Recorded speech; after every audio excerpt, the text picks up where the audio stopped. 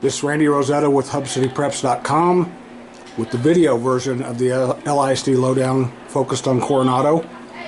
Guys, we're talking a little bit of preseason football, getting ready for the season. Jermaine Gibbs, defensive end, and Solomon, who I told him his name looks a lot worse than it is to say, offensive tackle. And Solomon, you've been around for a while. Yeah, 3 years. You started for 3. I remember as a sophomore, Coach Mann was bragging about you already.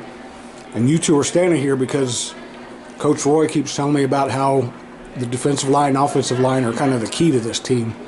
Solomon, since you've been around for a while, how much different is this offensive line now than it has been the last couple of years? My junior year, I'm pretty sure I was like the biggest lineman that year. But this year, I kind of appear to be the smallest this year. We've got a lot more size now. And there's a lot more leadership this year, so that's going to help a lot with the O-line and running the ball well and make sure the offense keeps going. Jermaine, why do you think Coach has this confidence in you guys? You've been around Coach for a while as a defensive guy. You know the energy he brings. Why do you think he's so optimistic about you guys? We bring the energy. We started off.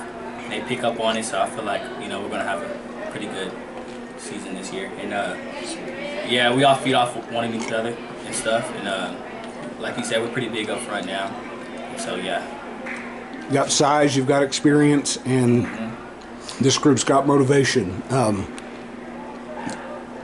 do I say this as politely as I can, because you guys are big guys? You missed the playoffs the last 2 years. Yep. That's something that's I'm gonna guess has been burning in your belly. Yeah. Solomon, were you on varsity as a freshman, or were you? Only for playoffs that year. Okay, but you got a taste of that, and I imagine that the last 2 years have left you, as an individual and as a team, pretty hungry. How strong is that motivation for you guys? We've heard it from everybody, whether it's inside the school building, outside the school building, how we used to be so good, but now we're not so good anymore. So like this year, it's going to be about proving people wrong and getting back to the pride and excellence that this program has. How strong is that motivation, Jermaine? How much the pride that Solomon mentioned? Yes, sir. We take it pretty serious here, and we're trying to get back to that. So yeah, it's pretty strong. Defensively, you guys had some moments where you made some big plays, turned games around last year. Some teams also got you. How do you kind of find some consistency on that side of the ball to kind of maybe set a tone for this team? Really, we just gotta talk to each other, read our keys and stuff, make sure we're communicating that we're where we're supposed to be, and make sure we shut it down. And Solomon, you guys, I'm sure you talked about what you heard about missing the playoffs. I'm sure you guys heard a lot about the offensive line having some struggles last year, having trouble keeping Isaiah healthy. How much does that kind of get you going to, you want to keep that guy healthy behind you, but also be a unit that maybe doesn't get talked about because you're doing your job well? Yeah, Isaiah's a super talented quarterback, so we know that as long as we do our job, we're going to be having a great game, passing and running-wise.